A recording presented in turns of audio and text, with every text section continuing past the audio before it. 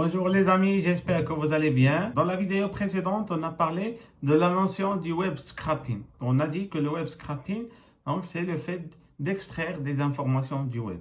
Et on a travaillé sur un cas concret. On a pu extraire un article à partir d'un lien URL qu'on a choisi aléatoirement. Dans cette vidéo, on va essayer de faire quelque chose d'avancé. On va essayer de faire du web scraping, mais à partir de plusieurs articles, et on va essayer de les mettre sous forme de base de données Pandas. Ça peut donner l'impression qu'on va faire quelque chose de très compliqué, mais vous allez voir, avec la force de Python et de Pandas, et bien sûr le package newspaper qu'on a utilisé dans la vidéo précédente, vous allez voir qu'on va faire ça en quelques lignes. Donc on va se retrouver rapidement dans ma console pour voir comment faire ça. Voilà, pour commencer, je vais importer les packages nécessaires. Donc j'aurai besoin de import news. Oui, plutôt, donc je vais importer directement le module article. Donc from newspaper import.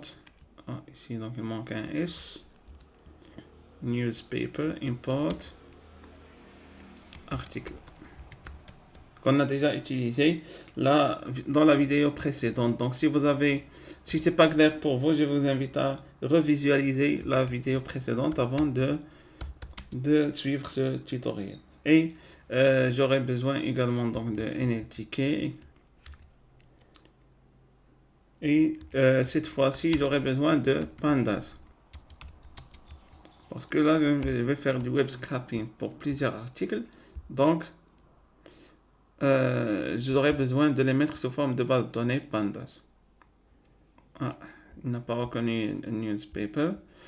Je vais le réinstaller encore. Quand j'ouvre un nouveau notebook, donc je suis obligé de l'installer encore une fois. Donc pip install newspaper 3. Bon, voilà, c'est comme ça qu'on a fait pour l'installation. Bon, ça prend pas beaucoup de temps, donc c'est pas grave de refaire ça à chaque fois. Et là, donc, je relance ici. Très bien, voilà, tout est bon. Je vais écrire mon commentaire ici, donc importing les packages. Voilà. J'ouvre une nouvelle cellule. Ce que je vais faire maintenant, donc, c'est spécifier les articles qui m'intéressent. Voilà. Donc ici, donc ce que je vais faire cette fois-ci, puisque j'aurai plusieurs articles, je vais créer une liste que je vais appeler URL. Et dans cette liste, je vais mettre tous les liens des articles que je veux. Donc, par exemple, ici, je vais aller à mon site d'information, par exemple ici 20 minutes, et je vais essayer de télécharger des articles.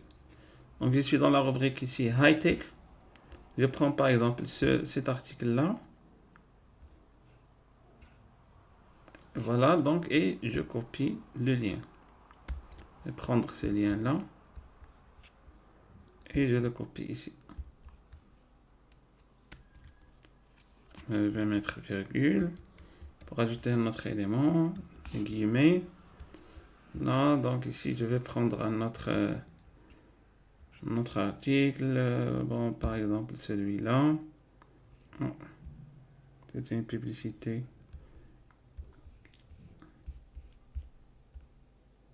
Je reviens à la page d'accueil. Alors, je prends par exemple cet article. Je copie le lien.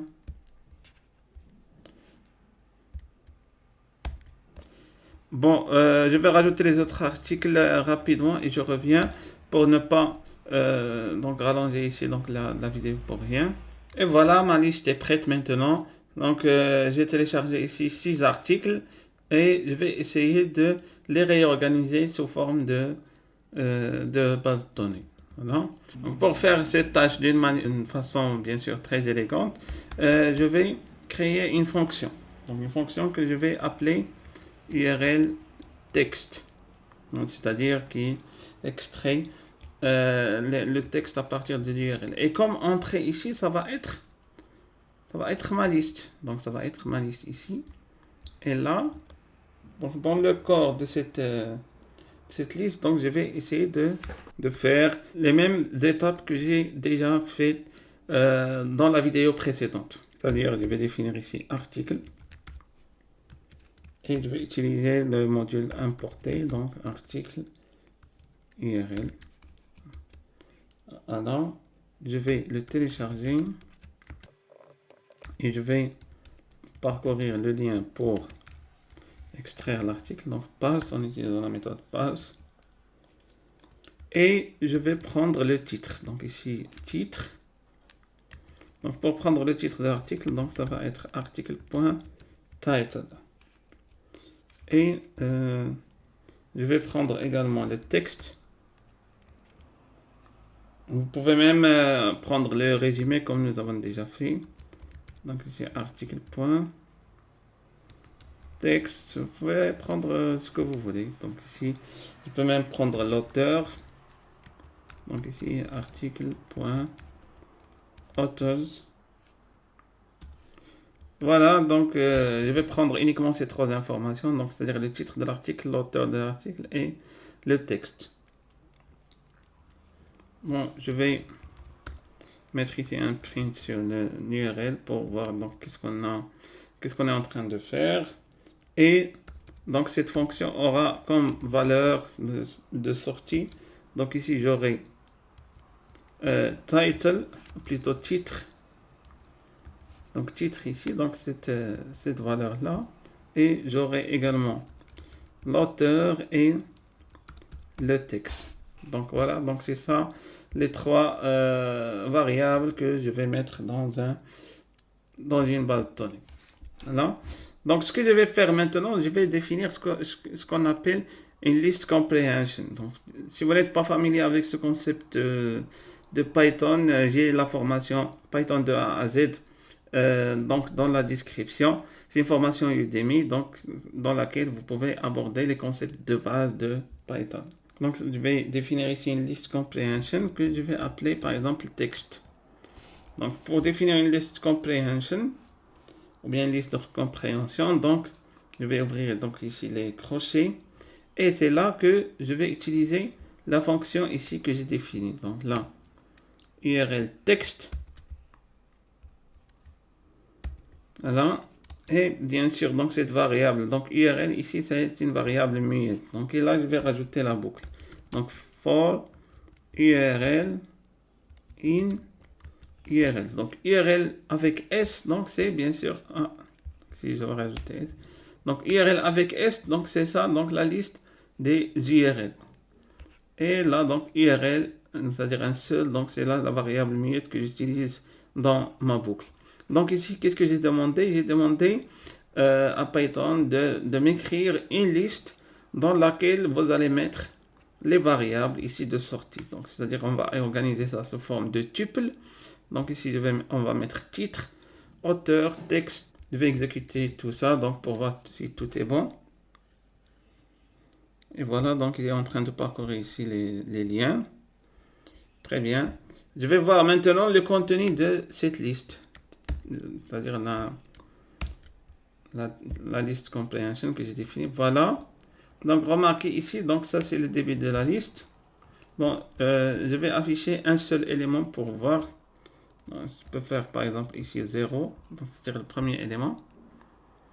Donc ici, qu'est-ce que j'ai? Donc ça c'est bien sûr les éléments de cette liste, c'est des tuples de 3 éléments. Donc ici j'ai le titre de l'article, donc 5 choses que vous ignorez peut-être au sujet d'Android.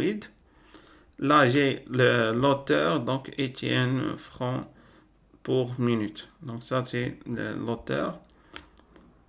Et là, donc, l'article. Donc là, j'ai le corps de l'article donc en entier. Donc voilà, donc vous allez voir, donc c'est très long. Comme j'ai déjà dit, vous pouvez mettre le résumé, donc si vous voulez pas tout l'article. Bon, j'ai mis l'article ici comme donc pour le garder dans la base de données. Après, on peut faire bien sûr les transformations donc qu'on veut donc par rapport à ce texte. C'est-à-dire on peut analyser les mots, comment on peut bien sûr afficher ce texte dans un autre site. Donc en tout cas, donc on a le choix. On peut réutiliser cette base de données comme on veut. Voilà, donc c'est ça la liste. Mais moi, je veux la rendre sous forme de base de données Pandas pour que je puisse, par exemple, faire des analyses avancées de statistiques, machine learning ou bien donc autre analyse qui m'intéresse. Donc pour faire ça, c'est très simple. Donc je vais déjà définir le nom des colonnes. Donc pour mettre ça sous forme de base de données, je dois définir le nom du colonne. Colonne.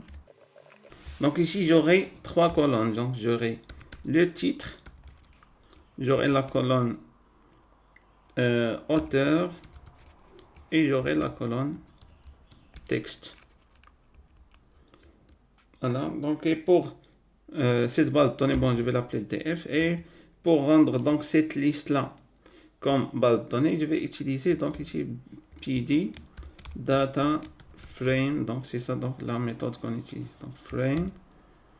Et là donc je vais spécifier les données, donc ici data, donc data ça va être ma liste, donc la liste que j'ai appelée texte, virgule, et pour le nom des colonnes, donc je vais mettre c'est-à-dire la liste que je viens de définir ici. Donc ça va être colonne. Voilà. Donc cette liste-là. Voilà, je peux même afficher ici donc le contenu de la base de données. Exécute. Et voilà. Donc ici, remarquez. Donc ici, les 6 articles que j'ai importés à partir de mon site 20 minutes. Donc remarquez, donc ils sont organisés sous forme d'une base de données Pandas. Donc ici, j'ai le titre. Et là, j'ai l'auteur et là, j'ai le texte. Bien sûr, donc là, donc ça va être une base de données brute. Après, bien sûr, je peux faire des analyses avancées en utilisant les autres modules de Python. Voilà, donc ici, j'espère que c'est clair pour vous, que ce tutoriel est utile pour vous, donc pour composer votre propre base de données pour faire bien sûr donc une analyse ici, ce qu'on appelle une analyse textuelle. C'est-à-dire vous pouvez plus tard analyser les textes ici et bien sûr avoir des informations à partir de ces textes. Et voilà, je vous remercie et si vous avez des commentaires, n'oubliez pas de les laisser et n'oubliez pas de vous abonner à la chaîne YouTube Forma 6.